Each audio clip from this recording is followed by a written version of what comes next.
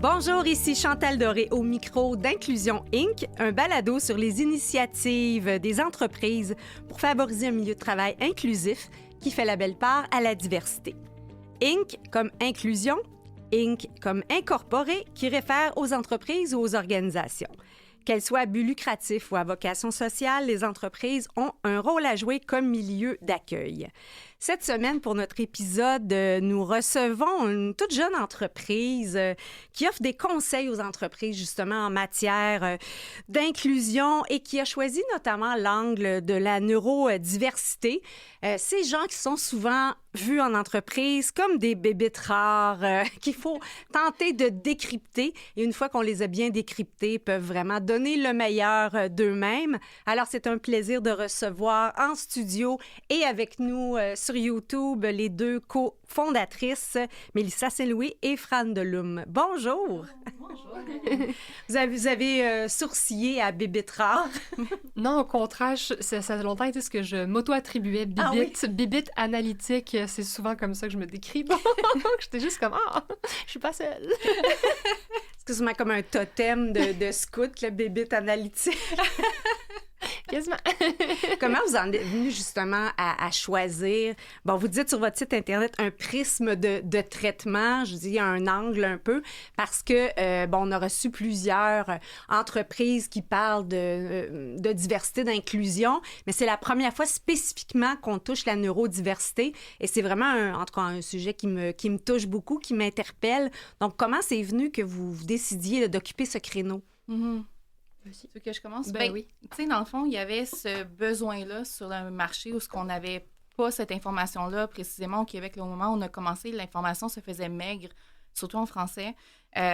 Puis, c'est ça, tu sais, de venir prendre sa place dans le domaine de l'équité, de la diversité, de l'inclusion. Je pense que c'est important de venir aussi avec une posture de vécu expérientiel, autant qu'on vient avec une posture aussi de connaissances académiques ou de connaissances scientifiques à travers tout ça, parce que ça a une richesse, ce savoir-là, puis ça permet de parler d'expertise et d'expérience avec plus de nuances dans certains cas. Donc, pour cette raison-là, de prendre la neuroinclusion comme prise de traitement, mais ça nous permet d'en parler de l'inclusion de façon générale, en ce sens où, oui, on va avoir une approche universelle, puis la neurodiversité, bien, c'est tout le monde, puis on pourra le définir. Mais comme c'est tout le monde, il y a plein de trucs qu'on peut mettre en place qui vont venir aider, par exemple, un nouveau parent qui a un bébé qui fait pas ses nuits, puis qui a les deux yeux dans le même trou le matin. Ça peut ressembler beaucoup à peut-être quelqu'un qui aurait un TDAH dans certaines manifestations, tu sais, ou une personne en francisation qui apprend le français, qui doit décrypter des procédures, des processus en milieu de travail qui ont l'air d'une soupe alphabète. Bien, c'est bon pour ces personnes-là, tout comme c'est bon pour une personne qui pourrait avoir une dyslexie, là, par exemple. Fait que cette prise de traitement-là vient faire d'une pierre plusieurs coups. Puis, c'est ça. Donc, comme je dis, c'est important d'avoir cette lentille-là de vécu expérientiel. Ben oui, c'est ça. Donc, ce que tu dis un peu entre les lignes, c'est que nous avons un vécu expérientiel. Oui, c'est la question. Oui, parlez-nous de votre vécu expérientiel. Parce que je réalise qu'on ne l'a pas défini dans ses premières lignes. Donc, la neurodiversité, c'est tout le monde, mais dans le fond, Mélissa et moi, on s'identifie comme des personnes neurodivergentes. Je dis identifie parce que le mot neurodivergent a une charge symbolique. On peut être à l'aise ou pas à l'aise. Il y a une préférence identitaire derrière. On a toutes les deux des diagnostics, mais pour nous, de parler de notre neurodivergence, c'était la manière de représenter notre réalité tout en nuances. Donc, comment on en est arrivé là? Il y a tout ce que Mélissa a expliqué, mais aussi la vie. Je veux dire, moi, le petit bout qui m'appartient, c'est que pendant que j'étais en quête identitaire et en évaluation neuropsychologique, c'était en même temps que je rédigeais mon mémoire sur le sujet de la neuroinclusion des personnes, l'inclusion des personnes neurodivergentes au travail. Donc, ça s'est fait de manière organique et académique en même temps. Je ne sais pas trop comment l'expliquer. Là, c'était très intertwined, excusez mon français, entremêlé. J'essaie toujours de traduire mon franglais, donc... Voilà, donc c'est arrivé un peu de fil en aiguille, comme quelque chose d'assez presque naturel dans notre parcours professionnel, tout simplement. Est-ce que vous avez, d'une certaine manière, créé l'organisation que vous auriez aimé connaître quand vous étiez dans vos quêtes respectives? Oui, vraiment. On en reparlera, mais dans les services qu'on offre, on cible différentes clientèles, organisations, mais les services qu'on offre aux entrepreneurs et aux entrepreneuses, je confirme qu'on répond potentiellement à un besoin de nous du passé. Oui. Le nom de votre organisation, de votre entreprise, nuance. Sur le coup, je l'avais lu rapidement, puis j'avais lu New Sense, nouveau sens, puis en même temps, ça faisait du sens d'une certaine manière. Ouais. Mais j'ai entendu Mélissa justement dire le mot nuance. C'est important pour vous parce qu'on parle de culture inclusive. C'est quoi la place de la nuance dans tout ça? C'est vital dans tout ça. Puis, tu sais, on a cherché longtemps un nom, là, tu sais. C'est pire que chercher un nom d'enfant, là. Parce qu'il ne faut pas que tu aies le même que quelqu'un d'autre non plus, hein.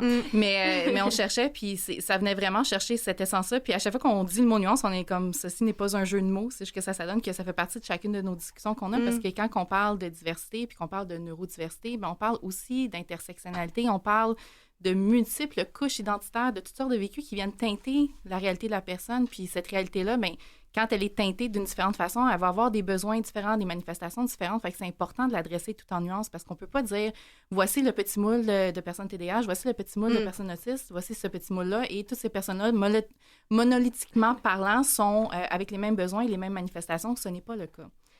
Exactement. C'était important dans notre approche d'avoir des nuances. L'humain aime beaucoup les certitudes. Oui. Le marketing. Oui. Le marketing aime les recettes. Donc, il fallait qu'on parle de nuances. Donc, on s'est dit qu'on allait l'assumer de front à travers notre nom. Puis honnêtement, je regrette jamais ce choix. Chaque jour, je suis comme, c'est tellement nous. Oui. Mais en même temps, c'est drôle parce que j'ai l'impression, si on parle de petites cases, qu'il y a en ce moment dans la diversité beaucoup trop de cases. Tu sais, je pense juste entre autres à la communauté LGBTS, Q2. Tu sais, on dirait que chaque personne veut tellement être nuancée en disant « j'appartiens pas à cette case-là » que là, il y a... Au contraire, au lieu de dire c'est simplement un être humain, tout simplement qui est complexe avec un portrait riche, bien là, on crée des sous-cases, des sous-cases. J'ai comme l'impression que ça va au contraire, puis même, en tout cas, puis c'est vous les spécialistes, je vous parle de ce que je ressens, que pour les gens qui sont moins dans la diversité, que ça devient un peu encore plus complexe d'essayer de comprendre quand on va revendiquer 1 million de petites cases en disant, ben là, on n'est plus dans l'inclusion. On est dans l'hyper-spécialisation. C'est une conversation qui me passionne énormément. Donc, je vais tenter de me réguler là-dedans. Il y a plusieurs morceaux. Premièrement, je suis une femme queer. Je m'identifie souvent comme une personne neuroqueer. Je suis une femme cisgenre, mais queer pleinement et assumée. Donc, j'ai beaucoup d'importance que j'accorde aux mots. Ouais. Les mots ont une charge énorme dans notre identité. Et ça prend des mots pour exister. Donc, il y a cette notion des cases que j'entends, mais elle coexiste avec cette notion des mots. Je comprends que ça puisse faire peur. Je comprends que ça puisse donner l'impression de plus de division, mais je ne crois pas qu'il faille éliminer les mots. Je pense simplement que c'est des conversations qui coexistent. Quand on vient à la neurodiversité, ben, c'est sûr qu'on a un héritage médical très important, donc on va tomber dans des cases souvent associées à la condition clinique, à la condition diagnostique. Donc là encore, on a des conversations différentes en même temps. Moi, je tombe dans des petites cases cliniques, mais je m'identifie comme personne neurodivergente parce que dans le quotidien, ben, ça me permet de parler de plus de nuances que si je te dis j'ai tel diagnostic où là, on risque de regarder mes critères cliniques de manière plus décortiquée. Mais je ne crois pas que d'avoir tous ces mots-là crée plus de division. En contrepartie, je suis d'accord qu'on peut parler de diversité sexuelle et de genre pour englober toutes les identités dans toutes leurs nuances, justement, sans tomber dans la petite case. Fait que ça dépend de la fonction. La petite case, elle a-tu rapport, oui ou non? Ça dépend dans quel contexte. Bien, justement, le terme queer, puis je ne sais pas si tous nos auditeurs sont au courant, donc peut-être le définir, mais moi, ça me semble justement un parapluie où on n'a pas justement à dire est-ce que je suis plus ça ou je suis plus ça? Est-ce que je peux être les deux? Puis à la limite, ça ne regarde pas personne. Mais il n'y a pas comme une curiosité des gens de vouloir dire ça m'appartient. C'est souvent ça que je veux dire à ces gens-là. Personnellement, moi, ça a été mon cheminement. Queer m'aidait à arrêter d'essayer de pinpointer quel mot fitait mieux. Puis en plus de ça, c'est fluide, cette patente-là. Oui, on est des êtres humains, on grandit, on évolue. Voilà. Et c'est la même chose pour la neurodivergence, pour amener la conversation sur ce thème-là, parce que pour moi, c'était une façon de moins m'enfarger dans des silos, dans ma représentation de mon identité, mais c'est pas moins valide qu'une personne n'aime pas ce terme-là. Il y a des personnes par rapport à la neurodivergence qui ont préféré neuroatypique, d'autres qui vont même dire qu'elles sont neurodiverses alors que c'est un terme qui sémantiquement s'applique plus à un groupe, d'autres qui vont vouloir revendiquer leurs conditions plus neurominoritaires ou leur diagnostic. tout ça cohabite, ça ne me menacera pas. Ouais. Mais j'entends, par contre, que ça crée des questions, puis c'est correct. Moi, j'aime bien mieux qu'on s'en parle de ces questions-là, puis qu'on ait des dialogues où on se rejoint dans la discussion, qu'on reste dans « ben moi, j'aime pas ça, fait que ça finit là, finalement. » Dans quel contexte, justement, dans la neurodiversité, est-ce que les entreprises viennent vers vous parce qu'ils sont curieux ou parce qu'ils ont, par exemple, un employé qui ne comprenne pas? Je donnais l'exemple avant qu'on entre en studio. Étant issu de la neurodiversité moi-même, mon cerveau fonctionne en mind mapping. Donc, tout est relié par des liens cartographiés et je ne fonctionne pas en mode linéaire. L'arborescence. Mais si je montre ça, par exemple, à ma cliente, elle me dit « mais je comprends rien ». Et là, il faut que je fasse un effort. Pour moi, il faut que je fasse l'effort de traduire ça en mode linéaire pour que son cerveau, qui est plus majoritaire, comprenne. Et souvent, je me dis, j'aimerais ça qu'on fasse aussi l'effort de comprendre comment mon cerveau fonctionne. Donc, est-ce que ça vient plus dans une volonté... on a un employé qu'on comprend pas ou on se dit, la pénurie de main-d'œuvre étant là, on peut peut-être s'ouvrir à différents types de profils? Il y a un peu de tout ça dans la réponse, dans le sens où il y en a qui vont nous appeler parce que, on commence à en entendre parler. Il me semble que ça serait le fun de donner une formation là-dessus. Bon, ça, quand c'est juste le fun, je me dis, on va parler de choses inconfortables, on va parler d'enjeux au niveau de discrimination, puis au niveau aussi historique de trauma au niveau historique. Fait que c'est pas une formation qui est sur des sujets le fun, en gros guillemets, même si on l'anime de façon très plaisante, le fun, tout ça, on s'assure que ça se passe bien, puis que tout le monde ait beaucoup de plaisir, parce qu'on apprend quand on rit généralement, mais ça reste quand même que c'est un sujet qui a son lot historique. Après ça, on a des personnes, oui, qui peuvent nous contacter parce que vivent des enjeux avec une personne employée dans leur équipe, puis là, vont dire « je sais pas quoi faire, je sais pas par où le prendre ». Il y en a qui vont, des personnes qui vont nous appeler parce que justement vont être elles-mêmes neurodivergentes, vont chercher des réponses, vont chercher de l'accompagnement. Donc, dans des cas comme ça, on va essayer de voir, est-ce que l'employeur peut le mettre, par exemple, sur ton plan de développement? Est-ce qu'il y a une ouverture à te dévoiler ou non?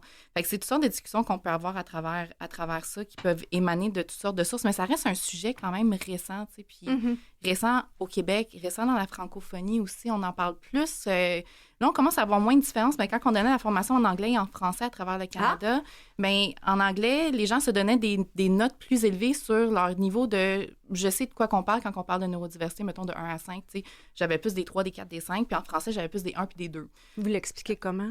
Il y a plus de littérature et de documentation disponible en anglais. L'Angleterre a un très grand pas d'avance sur le sujet. Fait que même nous, beaucoup de notre littérature vient de l'Angleterre. Il y a encore peu de documentation ici au Canada, quoi qu'il commence à en avoir, puis il commence à en avoir de la très belle. Donc, tout ça nous amène à comprendre que, au Québec, c'est d'autant plus émergent. Puis ça rouvre ces conversations-là avec grande curiosité. Fait qu'on en profite justement pour parler d'une approche universelle, de parler d'intersectionnalité, parce que si je parle de neuro-inclusion, puis là, je dis, OK, parfait, maintenant, je me sens ouvert, inclusif par rapport aux personnes autistes, aux personnes TDAH, mais il ne faudrait surtout pas que la personne, elle soit autre chose, parce que là, ça, je suis pas ouvert. Ouais. Ça marche comme pas. C'est quoi? C'est un peu trop... Parce que là, c'est justement, on parle d'intersectionnalité, mais même en neurodiversité, là, on a les twice, où là, puis là, c'est complexe. Mettons une douance avec un TDAH, qu'est-ce qui couvre quoi? Puis là, on rentre effectivement dans le diagnostic et autres, mais ça demande, dans l'effort d'essayer de comprendre pour l'employeur, beaucoup de générosité, de vraiment vouloir comprendre. Puis en même temps, c'est de l'adaptation. Après, comment on fait pour adapter les manières de travailler? C'est ça. Puis même, au niveau de l'intersectionnalité, justement, on peut avoir des surreprésentations au niveau des communautés, de la communauté LGBTQ+, donc les personnes queer, personnes trans, qui sont aussi autistes. Fait qu'il y a une plus grande prévalence. Fait que, justement, d'assurer la sécurité de ces personnes-là, si elles se dévoilent comme étant neurodivergentes et comme étant, par exemple, trans. Mais est-ce qu'elles vont recevoir le même accueil que si c'était une personne cis au sein de l'organisation? Ça fait partie des discussions aussi. Oui. Juste peut-être pour nos auditeurs, qu'est-ce que ça veut dire cis? Oui, ça, je réalise qu'il y a beaucoup de termes qu'on n'a pas définis. Au-delà du cis, là, il y a même tous les termes de la neurodiversité là, qu'on n'a pas tant définis. Là. Mais donc, être une personne cisgenre, donc, c'est de s'identifier au genre qui nous a été assigné à la naissance basé sur des informations. Donc, moi, je suis une femme cis parce que quand je suis née, on m'a identifiée femme et je me sens femme. Aujourd'hui, il y a tout un spectre au niveau des identités trans, non-binaires, queer énormément de nuances, justement. Et l'information que Mélissa amène, c'est ça, c'est que ces recroisements, tu sais, les petites cases, ben, elles peuvent se superposer. Puis c'est ça qui est intéressant de ces belles petites cases-là, c'est que c'est comme des acétates qui peuvent s'empiler. On est tous et toutes des personnes complexes avec plusieurs identités. Puis c'est important parce que ça va amener différentes couleurs de manifestation. Puis là, tu parlais du twice. Donc là, je me dis, bon, OK, dans ce qu'il y a à aussi placer, neurodiversité, on l'a dit, c'est tout le monde. Des personnes neurodivergentes ou neuroatypiques ou neurominoritaires, c'est des profils qui s'éloignent du fonctionnement neurocognitif, de la norme socialement établie comme étant comme un cerveau typique fonctionne. Exactement. Donc, le cerveau neurotypique. Pour la petite histoire la plus courte possible, dans ma capacité, les conversations sont très dynamiques et en construction encore au sujet de c'est quoi la neurodivergence. C'est très, très large, la neurodivergence conceptuellement, mais toutes les personnes en recherche ne s'entendent pas exactement. Donc, il y en a qui vont englober ceux sur quoi on s'entend globalement, là, c'est le TDAH, l'autisme, le syndrome de la Tourette, les profils 10, donc dyslexie, dyspraxie, dysphasie, etc. La douance est de plus en plus communément acceptée. Le 2E, donc la double exceptionnalité dont tu parles, c'est de combiner une douance avec une autre condition neurodivergente. Ça va effectivement amener des manifestations plus spécifiques parce que ma dyslexie peut camoufler ma douance ou ma douance peut compenser pour mes défis. Mais on a d'autres auteurs et autrices qui vont englober les troubles de l'humeur, l'anxiété, la schizophrénie même. Donc, il y a toutes sortes de conversations sur le sujet. Là. Donc, c'est de le voir avec beaucoup de relativité et de nuances. De nuances, oui. Je laisse reprendre ton souffle une seconde. Fran, on fait une courte pause et on revient tout de suite après.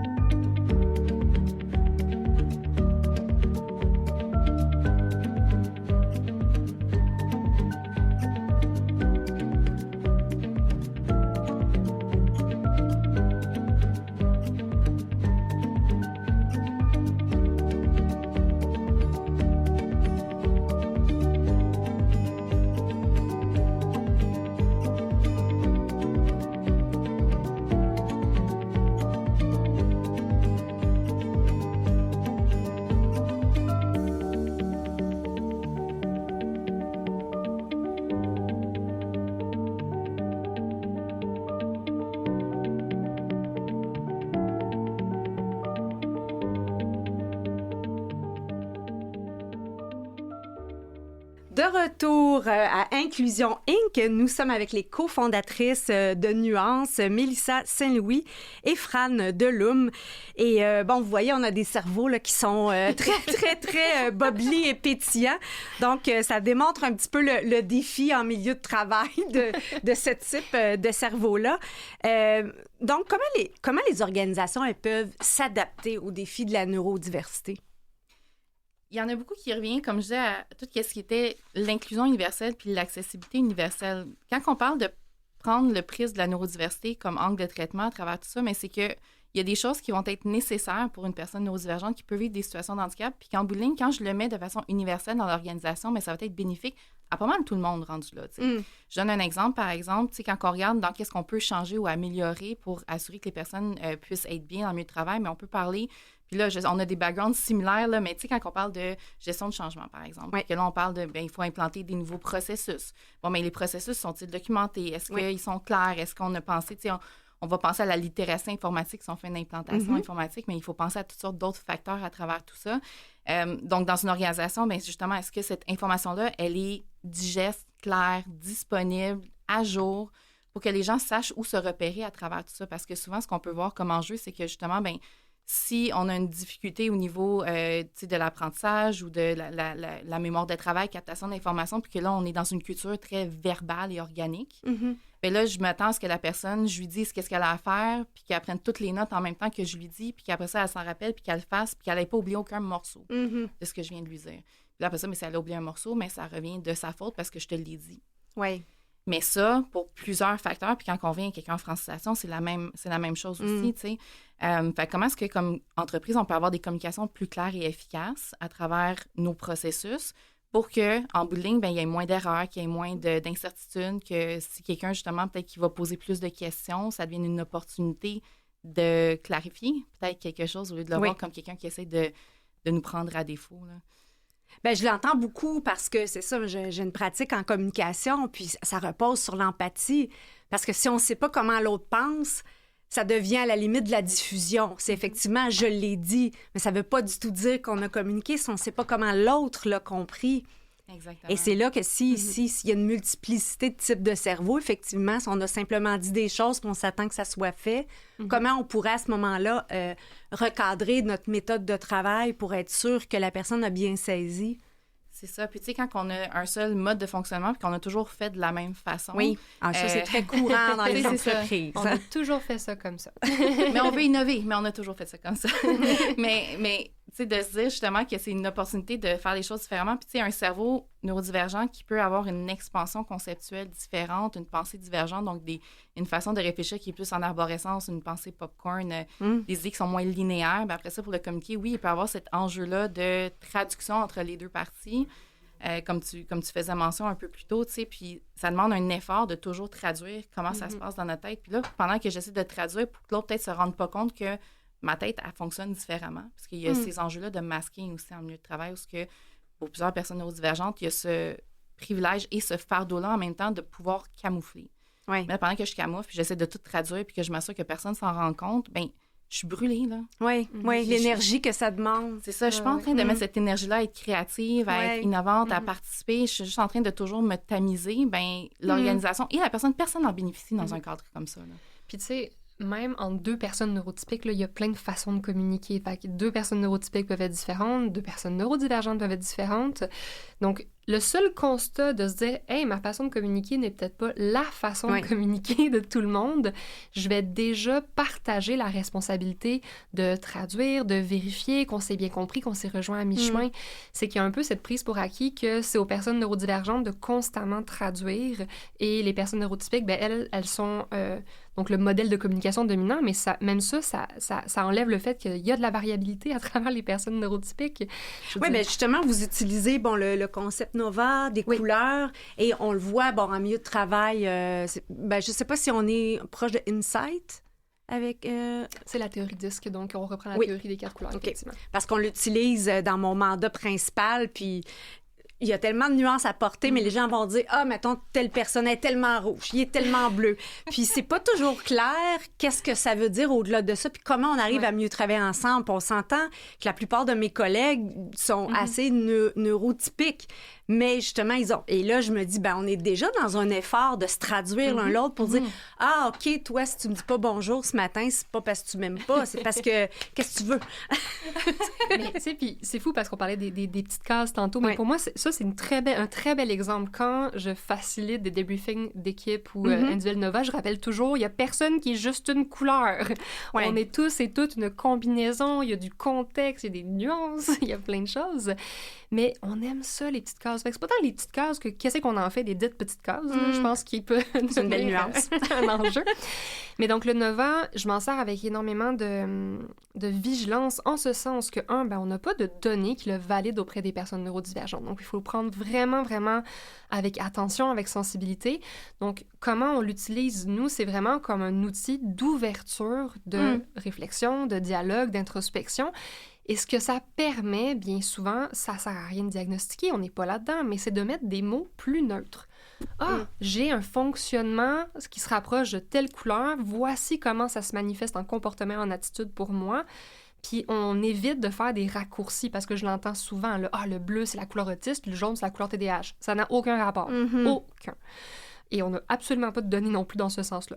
Donc on peut avoir un profil plus autiste et être une autre couleur, que ça absolument. s'incarne d'une autre façon. Mais ça permet de regarder ses préférences cognitives, comportementales, ses motivations avec un langage qui est moins chargé de capacitisme, de déficit, de souffrance. Ça c'est vient quoi vraiment... du capacitisme? Ça, c'est Mélissa qui est là pour le définir. Mais c'est tout ce qui va caractériser les préjugés puis les biais à l'encontre d'une personne en situation de handicap. Donc, le capacitisme, c'est de penser qu'une personne en situation de handicap, elle vaut moins, elle est moins capable d'emblée parce que d'exclure ces personnes-là. Fait que c'est vraiment c'est cette idée qu'il y a un fonctionnement auquel se ramener, qui est une norme, qui est le bon fonctionnement. Puis au niveau de peut-être du recrutement, c'est parce que personnellement, justement, mon parcours atypique a fait que souvent les robots de recrutement, mon parcours sortait pas. Puis j'ai une amie qui m'a aidée justement à faire en sorte que mon CV était lu par les robots. Puis je disais, ben tu m'as enlevé toute ma couleur, mon essence. Elle dit, oui, mais ils la verront même pas. Tu te rendras pas visible à eux. Ouais. Et comment justement dire peut-être quelqu'un qui a, en tout cas l'impression que j'ai, c'est avec le monde dans lequel on s'en va qui est de plus en plus incertain, on a peut-être intérêt justement à avoir des gens qui pensent autrement parce qu'on arrive à une ère où il n'y a pas de certitude sur rien. Donc on a toujours fait ça comme ça. On a peut-être besoin de gens qui justement vont penser autrement.